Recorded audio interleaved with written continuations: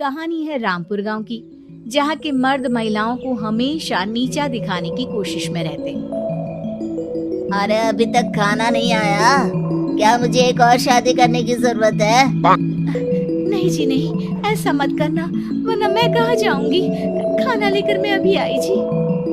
गांव की पंचायत में भी फैसले हमेशा औरतों के खिलाफ ही रहते। मैं जो फैसला सुनाता हूँ वो भगवान की आज्ञा होती है।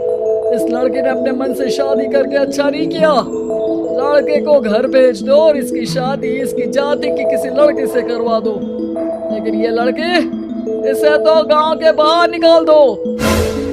नहीं नहीं जमींदार साहब, ये क्या बोल रहे हैं? ऐसा नहीं हो सकता। मेरी बेटी मासूम है, इसे अच्छे बुरे की समझ नहीं है। अरे कहाँ जाएगी ये बेचारी? कहाँ जाएगी? इतनी चिंता है तो पूरे परिवार का गांव निकाला कर देते हैं। बेचारी, पूरे बसे बसाए परिवार को गांव छोड़ना पड़ता है। चाहे जो हो, अगर बेटियों को कंट्रोल नहीं कर सकते तो गांव में रहने का कोई मतलब नहीं है। यहाँ औरतों को दब कर रहना होगा। कोई भी अपने हिसाब से कुछ नहीं कर सकता, सब ईश्वर की मर्जी से ही होगा। तभी गांव का एक आदमी दौड़ा दौड़ा आता है। सरपंच साहब, जमींदार साहब, वो कालिया है ना, उसकी बेटी पढ़ने के लिए शहर जा रही है। अच्छा, ये कब हो गया? और कालिया की हिम्मत कैसे हो गई ऐसा करने की? लेकर आओ उसे और उसकी बेटी को। बस फिर क्या था, हाजिर हो जाते हैं कालिया और उसकी बेटी सरपंच के सामने। और कालिया, ये क्या सुनने में आ रहा है? बेटी को इंजीनियर बना रहा है तू? और ये बता, गांव में तो स्कूल नहीं है, फिर कहां से इतनी क्लास पास कर गई तेरी बेटी? राधा, जो कि कालिया की बेटी है, उसे लगता है कि सरपंच उसकी तारीफ कर रहे हैं। सरपंच जी, मैंने ऑनलाइन पढ़ाई की है, डिस्टेंस लर्निंग से।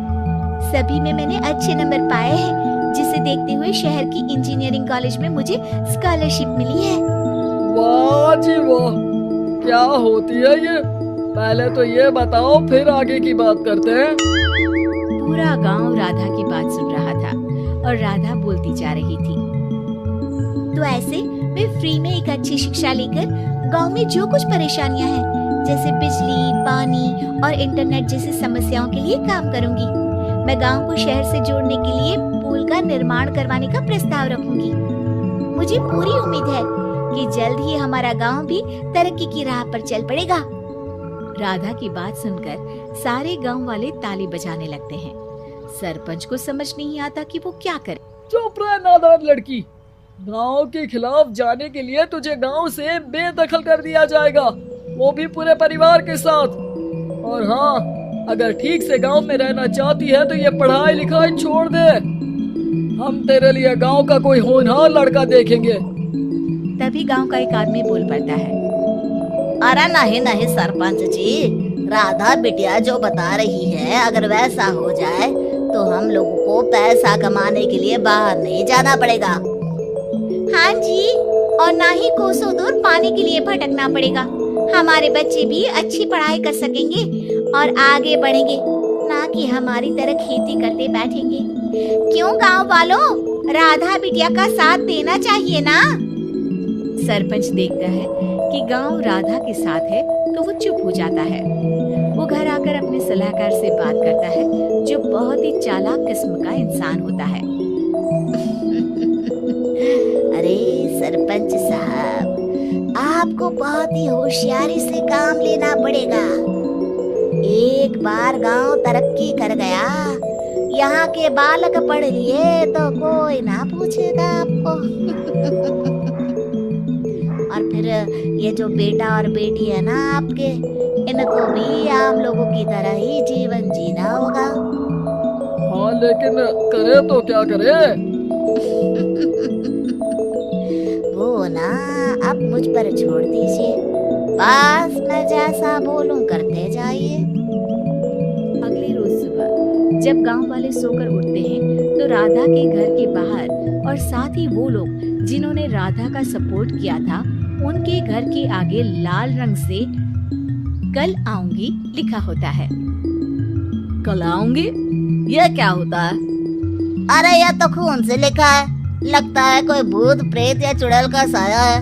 चलो सरपंच जी के पास चलते हैं। सभी सरपंच के पास जाकर उसे सारी बात बताते हैं। अरे ये तो बड़ी मुश्किल की बात है। चलो मैं एक बाबा को जानता हूँ, उन्हें बुला लेता हूँ। सरपंच बाबा को लेकर गांव के घर के बाहर जाता है। ओहो, तो ये वो चुड़ैल है जो उन लोगों को निशाना बनाते हैं जो गांव को बदलने का सपना देखते हैं। वो गांव को ऐसे ही संपन्न देखना चाहती है, वो नहीं चाहती कि कोई बाहरी यहाँ का कायाकल्प करे। क्या तुम लोगों में से किसी ने गांव को बदलने की सोच रखी है? तभी राधा की माँ रोते रोते आती है। मेरी राधा घर से गायब हो गई है, अरे कोई तो बचाओ, मेरी बच्ची कहाँ गई?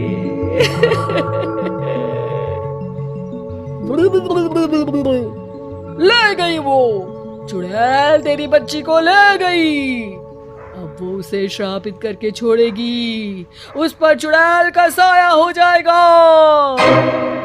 तभी बुरी सी हालत में राधा भी वहां आ जाती है। उसके बाल चुड़ैल की तरह फैले होते हैं और कपड़ों में खून लगा होता है। सभी राधा को देखकर डर जाते हैं। माँ, पता नहीं मुझे कौन उठा कर ले गया था।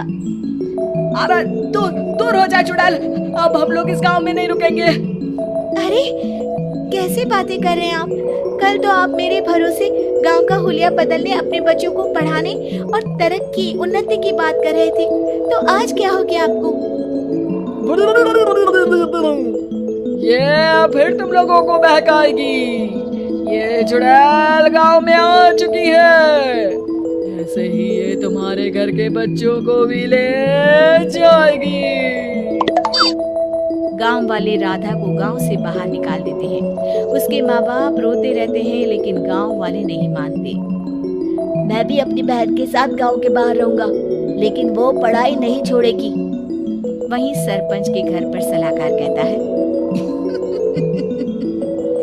देखा, सांप भी मर गया और लाठी भी नहीं टूटी। लेकिन अगले ही दिन सरपंच के घर के बाहर भी वही शब्द लिखे होते हैं और फिर सरपंच की बीवी कहती है, हमारी बेटी को किसी ने अगवा कर लिया है। तभी राधा का भाई वहां आ जाता है। अरे गांव वालों, मैंने सरपंच जी की बेटी को देखा था, वो चुड़ैल उसे उठाकर ले जा रही थी। अरे क्या मजाक कर रहे हो? नहीं नहीं सरपंच जी, आप नहीं जानते, वो चुड़ैल अब आपकी बेटी में आ जाएगी, जैसे राधा के अंदर आ गई थी। तभी सरपंच की बेटी वैसी ही हालत में वहां आती है जैसे राधा आई थी। पापा पता नहीं कैसे मैं गायब हो गई थी।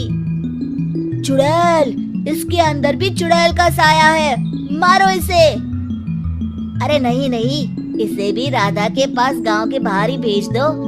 अरे चुप रहो, मेरी बेटी कहीं नहीं जाएगी और चुड़ैल वुड़ैल कुछ नहीं होता है। अरे कैसे बात कर रहे हो सरपंच जी? आप तो बोल रहे थे कि आपका फैसला भगवान का ज्ञान होता है, तो अपने पर बात आई तो अब आप ऐसे बोल रहे हैं। अरे ना ना ना, आपको अपनी बेटी को त्यागना ही होगा। अरे बुलाओ बाबा को। राधा का भाई बाबा को ले आता है, जिसे अब गांव वालों के डर के कारण सच बोलना पड़ता है। मैं कोई बाबा नहीं हूँ, मैं तो मोची था। ये सलाहकार महोदय ने मुझे कहा था एक्टिंग करने को, वो मुझे पैसे देने वाले हैं। अब मुझे माफ कर दो। गलती हो गई, मुझे माफ कर दो। तभी वहां राधा आ जाती है। देखा सरपंच जी, जब गांव के बच्चे साक्षर होंगे तो आप जैसे लोगों की चालाकी नहीं चलेगी।